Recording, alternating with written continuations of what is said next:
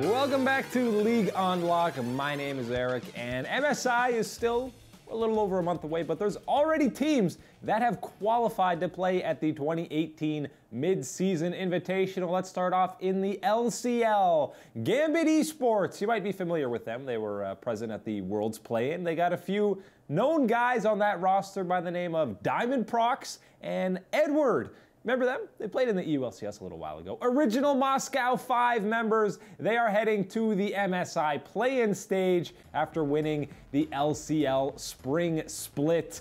They still got pretty similar roster as to what you saw last year. They still got PvP, Stay Host in the top lane, Diamond in the jungle, Kira at mid. They do have a new AD carry, and of course Edward is sitting there in the support role. It was a clean 3-0 for them over Rocks. No, not the Rocks Tigers.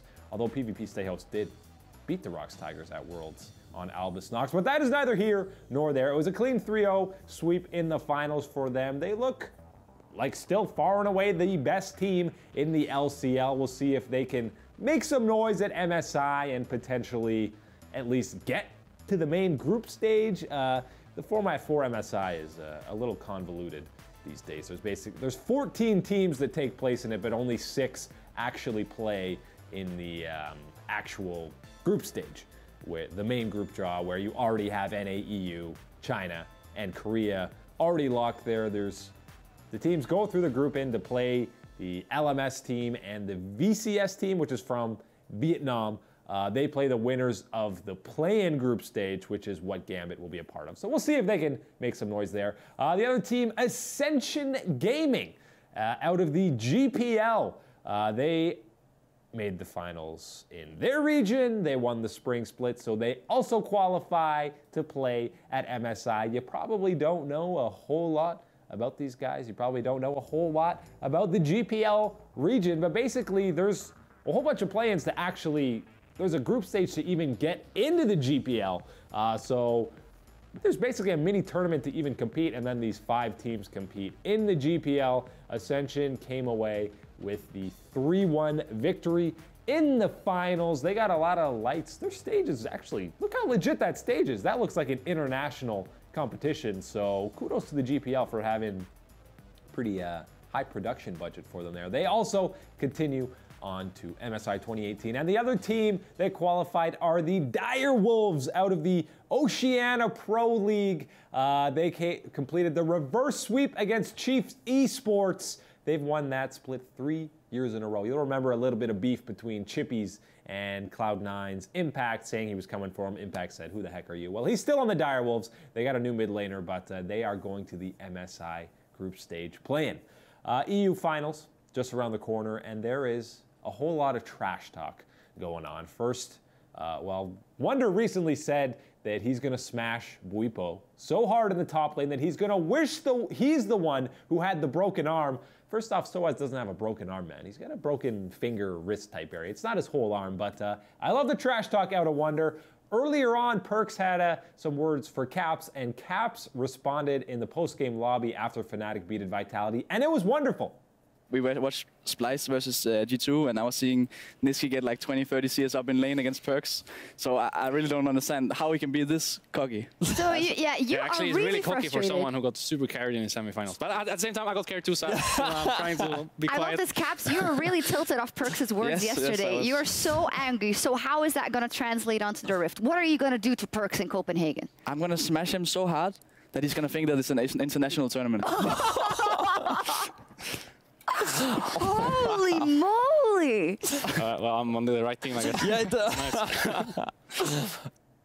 Nice. EU banter at its finest as per usual. Trash talk like that just makes the finals that much more interesting and adds another storyline to what is already a plethora of storylines in both the NA and EU LCS finals. Let's take a look at some of these storylines because there are quite a few. It's very different in EU and NA. EU and NA. EU, it's the old guard, you know, Fnatic and G2 have won 9 of the 10 splits so far. Whereas NA, you got a whole bunch of fresh faces, new teams in there. Obviously, Perks going for number 5. He would tie Yellowstar and Bjergsen with 5 LCS titles, as well as G2 tying Fnatic, which is insane. Fnatic could win with 0 imports. That hasn't happened in EU since the 2014 Fnatic roster. That's pretty impressive. Young Buck getting his 5th win against his former team G2. That would also be amazing. So either way, someone's getting their 5th in a row. It's either Perkz or Young Buck. Doublelift could become the first player to ever win 3 titles with 3 different teams. Meteos, it's been a while. He could win his first title since 2014 spring, 4 years ago. That would be impressive. Someday, Ryu or Impact all have a chance to become the first player to win the LCK title as well as the NA LCS title. Somehow, that's never happened. A lot of the Korean players who've come over haven't been able to win. Just look at Huni. He can't get out of semis.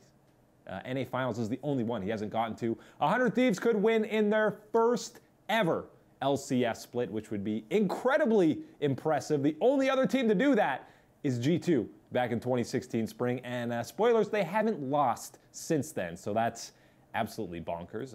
Kudos to Nadeshot and the guys over at 100 Thieves.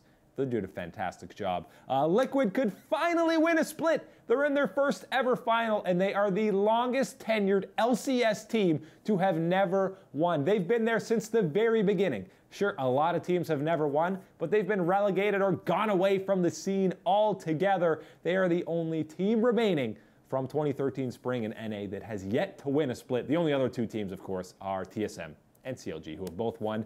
And the old guard are sticking around. Speaking of 2013 spring, Doublelift and Afro are the only active players who played during that split. And look at that, they are both in the finals. So some veteran leadership there, and just a kudos to those 2 guys for standing around the scene for so very long. A lot of storylines to follow. It's going to be a very interesting weekend.